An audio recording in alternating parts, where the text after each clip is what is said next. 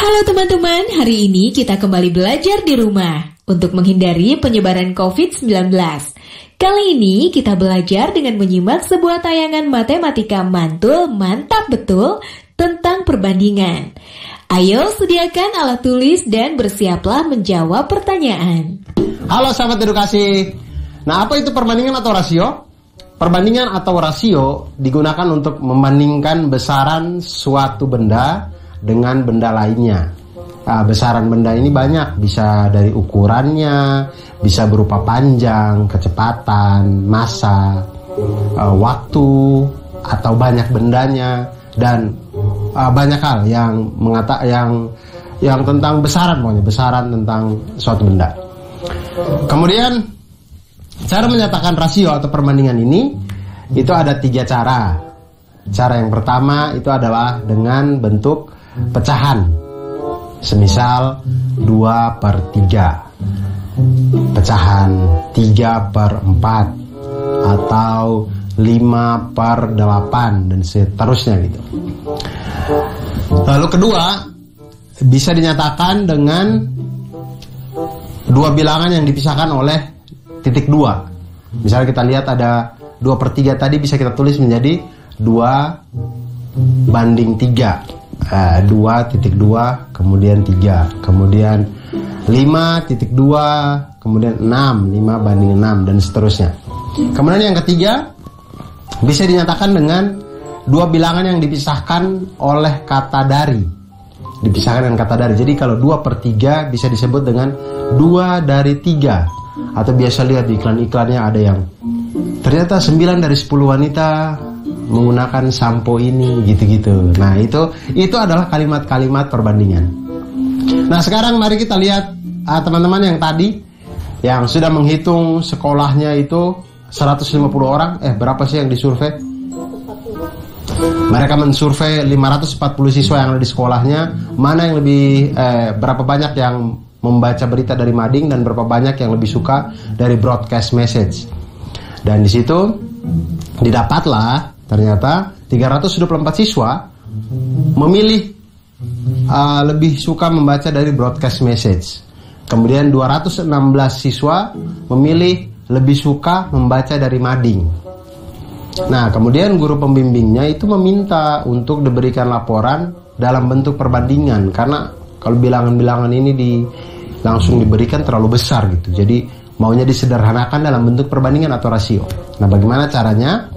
Caranya adalah seperti kita mulai, diketahui 540 siswa yang disurvei, 324 broadcast message, 216 memilih mading.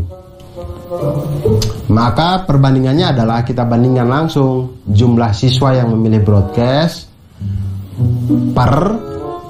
dibanding dengan jumlah mahasiswa yang mengikuti survei.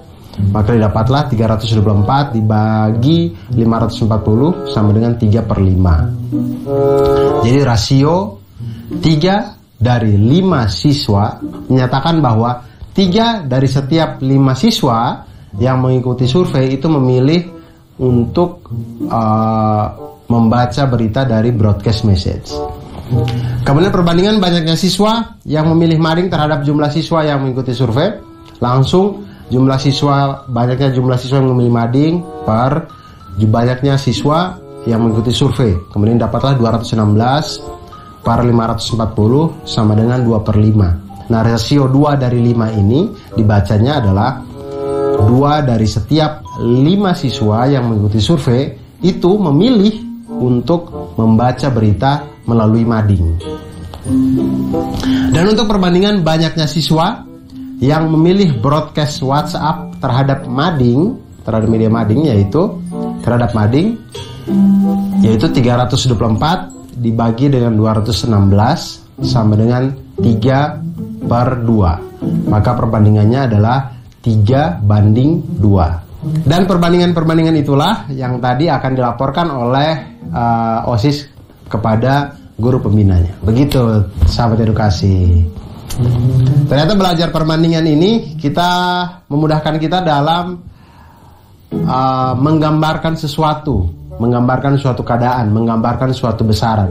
Jadi teman-teman ketika menemukan suatu tempat atau suatu keadaan yang itu dia heterogen segala macam, jadi banyak hal yang bisa ditemukan di situ, itu bisa kita sederhanakan dengan menampilkan data berupa rasio atau perbandingan.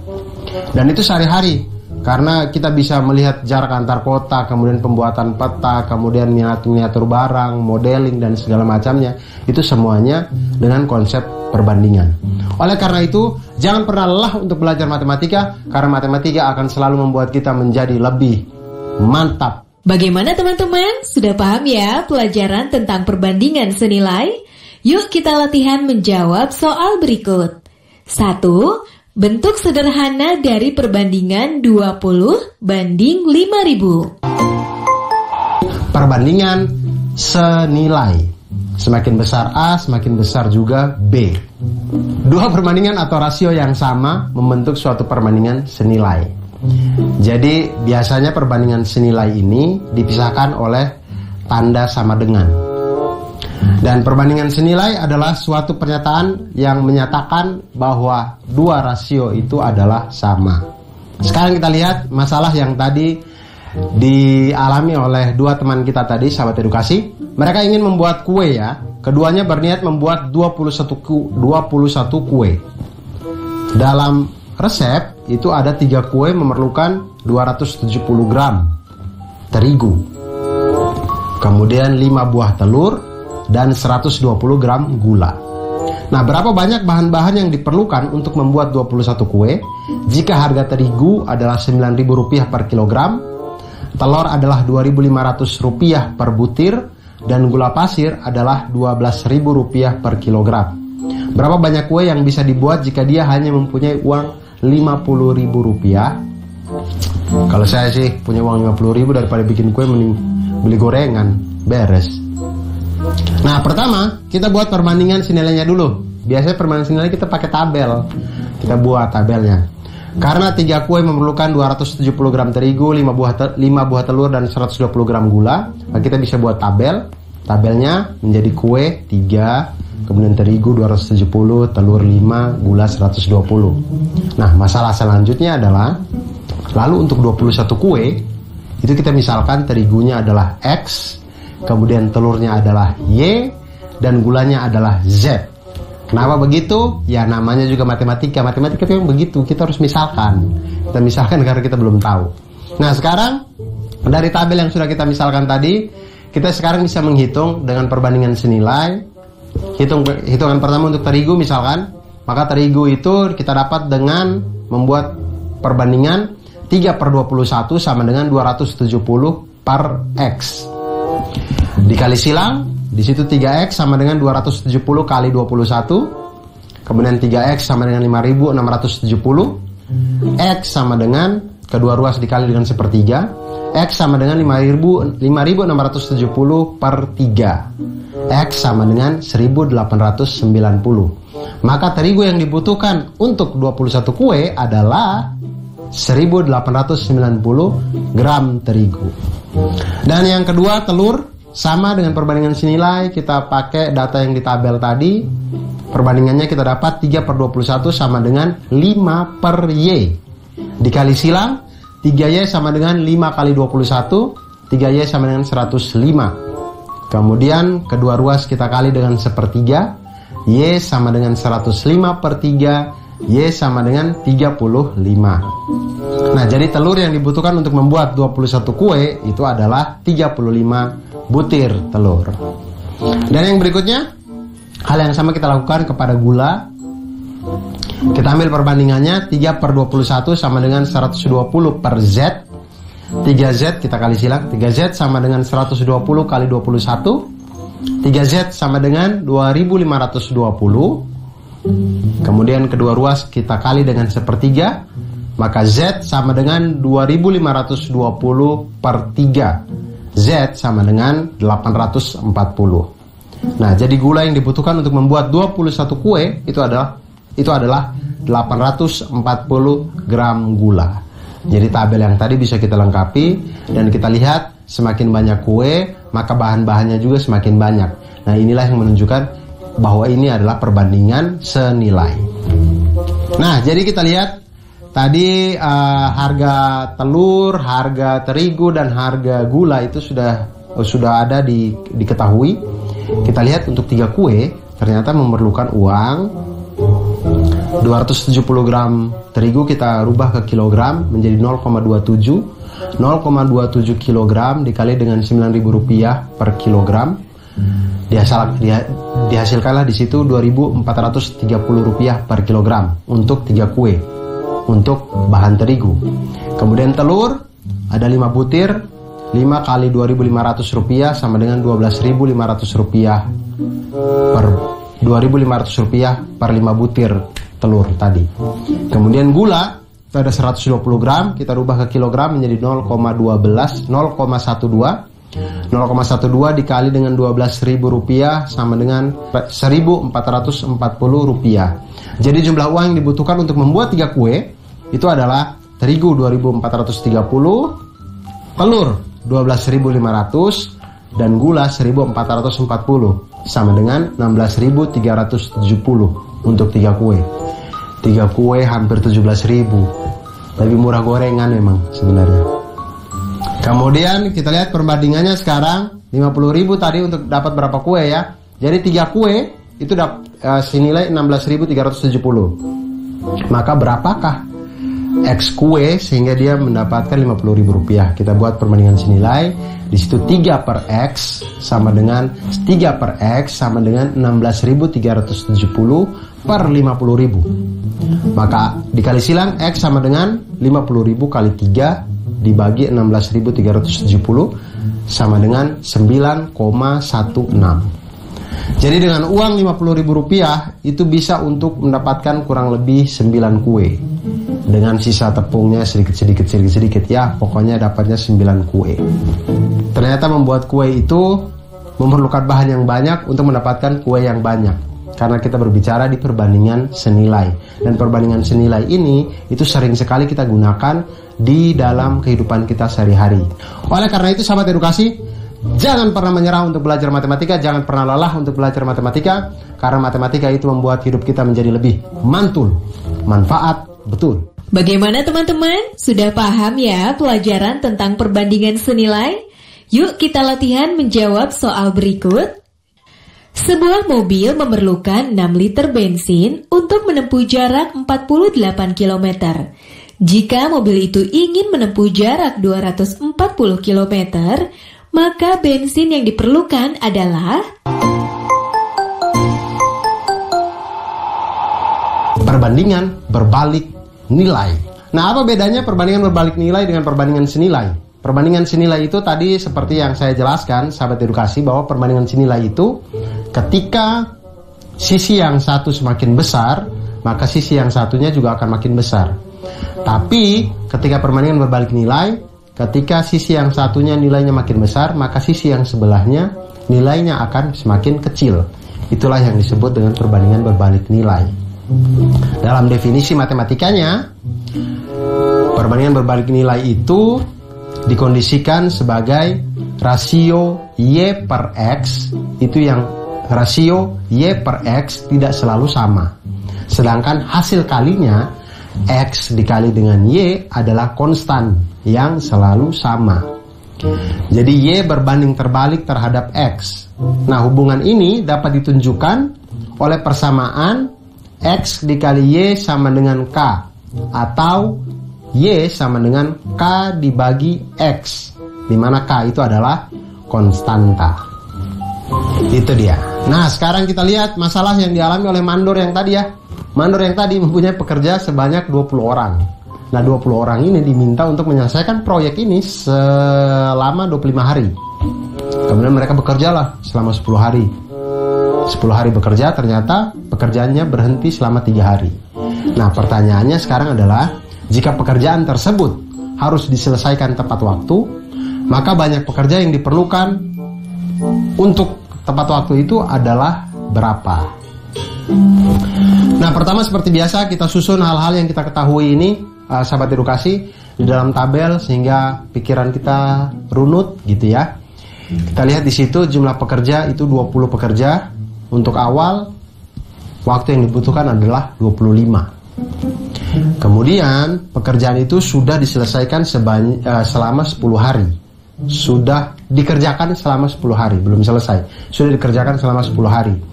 Maka waktu yang tersisa adalah 25 dikurangi dengan 10 sama dengan 15 hari. Jadi selama 10 hari bekerja itu ada 20 pekerja. Kemudian selanjutnya, setelah 10 hari bekerja, pekerjaan ini terhenti selama 3 hari. Maka kita lihat di situ waktu yang tersisa adalah 15 dikurang dengan 3 sama dengan 12. Jadi waktu yang tersisa tinggal 12 hari. Nah, di situ kita lihat dari tabel yang kita buat ini ada 20 pekerja, waktunya 25 hari. Nah, sekarang X pekerja untuk 12 hari. Nah, berapa banyak nih pekerjanya? Nah, seperti yang tadi di konseptualnya bisa kita lihat, kita kalikan langsung 20 dikali dengan 15 sama dengan X dikali dengan 12. Di situ didapatlah X sama dengan 20 kali 15 dibagi 12, X sama dengan 25. Jadi pekerja tambahan yang dibutuhkan adalah 25 dikurangi dengan 20 sama dengan 5 orang. Jadi mandor yang tadi dia harus ambil lagi 5 orang untuk membantu 20 orang yang awal agar pekerjaan itu selesai dalam waktu 12 hari. Dan sekali lagi, sahabat edukasi, jangan pernah menyerah untuk belajar matematika, jangan pernah lelah. Semoga ceria terus hidupnya karena matematika itu membuat kita menjadi mantul, manfaat betul. Bagaimana teman-teman? Sudah paham ya pelajaran tentang perbandingan senilai? Yuk kita latihan menjawab soal berikut. Suatu pekerjaan dapat diselesaikan selama 36 hari dengan 15 orang pekerja. Jika pekerjaan itu harus selesai dalam waktu 27 hari, berapa pekerja yang harus ditambahkan untuk menyelesaikan pekerjaan tersebut? Perbandingan skala. Nah, perbandingan skala ini itu memanfaatkan konsep perbandingan yang dari tadi kita sedang bahas. Nah, jadi sahabat edukasi, biasanya skala ini kita temukan di gambar-gambar, di model-model, modeling. Kalau kalian biasanya membeli mainan mobil, di dusnya itu ada tulisan 1:12. Ada lagi 1:54. Nah, itu adalah bentuk perbandingan skala yang maksudnya misalkan mainan motor kita beli tulisannya 1:12. Itu maksudnya 1 cm pada model yang kita beli itu mewakili 12 cm pada ukuran yang sebenarnya. Jadi kalau gambar itu kita besarin sebanyak 12 kali, jadinya seperti motor yang sebenarnya. Seperti itu. Nah, setiap peta itu memiliki skala dan setiap model juga biasanya memiliki skala. Tidak hanya peta, ada denah, ada miniatur kendaraan, maket, dan banyak lagi benda lainnya menggunakan skala. Nah, skala ini digunakan untuk menyatakan perbandingan antara ukuran gambar dan ukuran sebenarnya. Misal, ada provinsi dengan skala 1:1 juta. Itu artinya 1 cm pada peta itu mewakili 1 juta cm pada jarak sebenarnya. Nah, skala peta itu didapat dari skala peta sama dengan jarak pada peta dibagi jarak sebenarnya. Nah, sekarang kita lihat masalahnya yang tadi.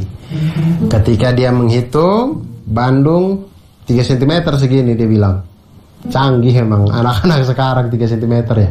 Nah, hal-hal yang kita dapat dari hitung skala cm-cm ini itu bisa kita tahu jarak sebenarnya dengan menggunakan perbandingan skala. Tadi kita lihat jalur yang mereka pilih, petanya itu punya skala 1:2.500.000. Kemudian pada peta tersebut jarak kota A ke kota P, ya kita simbolkan saja ya, tadi Bandung ke Cimahi apa Sukabumi apa tadi ya. Kota A ke kota P itu ada 3 cm. Kemudian kota P ke kota B itu sama dengan 6 cm. Kemudian kota A ke kota Q itu 3 cm. Kemudian kota Q ke kota B sama dengan 4 cm. Kemudian pertanyaannya adalah berapakah selisih jarak tempuh yang dilalui Ali dan Adi? Karena ada 2 jalur, Adi itu memilih berkendara dari kota A ke kota B melalui kota P, dan Ali memilih berkendara dari kota A ke kota B melalui kota Q. Nah, disinilah kita hitung bersama. Untuk yang pertama, kita lihat Adi. Adi dia dari kota A ke kota kota A ke kota B melalui P. Kita lihat jarak kota A ke kota P itu 3 cm, maka 3 kali jarak sebenarnya adalah 3 kali 2.500.000 sama dengan 7.500.000 cm jarak sebenarnya, maka itu menjadi 75 km. Kemudian jarak kota P ke kota B. A ke P dulu, baru P ke B. Jarak dari P ke B itu adalah 6 cm, maka jarak sebenarnya adalah 6 kali 2.500.000 sama dengan 15 juta cm, atau sama dengan 150 km pada jarak sebenarnya. Jadi jarak sebenarnya dari kota A ke kota B melalui P itu sama dengan 75 km ditambah dengan 150 km sama dengan 225 km. Nah, sekarang kita lihat teman yang satunya berangkat dari kota A ke kota B melalui kota Q. Nah, kita lihat sekarang Nah, kita lihat sekarang jarak dari kota A ke kota Q itu adalah 3 cm pada peta. Maka jarak sebenarnya adalah 3 cm dikali dengan 2.500.000 cm sama dengan 7.500.000 cm, atau sama dengan 75 km. Tampaknya sama dengan jarak dari A ke P tadi ya. Kemudian jarak kota Q ke kota B itu adalah 4 cm pada peta. Maka jarak sebenarnya adalah 4 cm dikali dengan 2.500.000 cm sama dengan 10 juta cm, atau sama dengan 100 km. Maka jarak sebenarnya dari kota A ke kota B melalui kota Q sama dengan 75 km ditambah dengan 100 km sama dengan 175 km. Jadi selisih jarak yang ditempuh oleh dua teman ini adalah 225 km dikurangi dengan 175 km sama dengan 50 km. Jadi ternyata lebih dekat kalau kita melalui kota Q. Tapi siapa yang sampai lebih duluan? Ya tergantung siapa yang punya kecepatan lebih cepat tentunya. Nah, cara lainnya bisa juga kita kerjakan dengan kita jumlahkan dulu jarak-jarak yang ada pada peta. Misalkan teman yang pertama adalah kota A ke P, kemudian baru ke B. Itu menjadi 3 tambah 6 sama dengan 9 cm. Kemudian teman yang kedua dari A ke Q, kemudian Q ke B, itu mendapatkan 3 ditambah dengan 4 sama dengan 7 cm. Kemudian selisih jarak keduanya menjadi 9 dikurang 7 sama dengan 2 cm. Selisih jarak mereka pada peta. Nah, kemudian selisih jaraknya ini, 2 cm nya ini, kita hitung selisih sebenarnya, maka 2 cm dikali dengan 2.500.000 cm sama dengan 5 juta cm sama dengan 50 km. Ternyata cara yang ini lebih cepat ya. Bagaimana teman-teman? Sudah paham ya pelajaran tentang perbandingan senilai? Yuk kita latihan menjawab soal berikut. Sebuah peta memiliki skala 1 juta banding 4.500.000. Jarak kota A dan B pada peta adalah 60 cm. Jarak sebenarnya antara kota A dan B adalah... Oh iya, jangan lupa untuk tetap belajar di rumah ya, dan jaga kesehatan dengan rajin mencuci tangan serta makan makanan yang bergizi. Sampai jumpa! Nah, sahabat edukasi, itu tadi perbandingan skala pada peta, pada modeling, pada segala macam denah dan macam-macam di kehidupan kita ini. Akhir kata, jangan pernah lelah untuk belajar matematika, jangan pernah menyerah.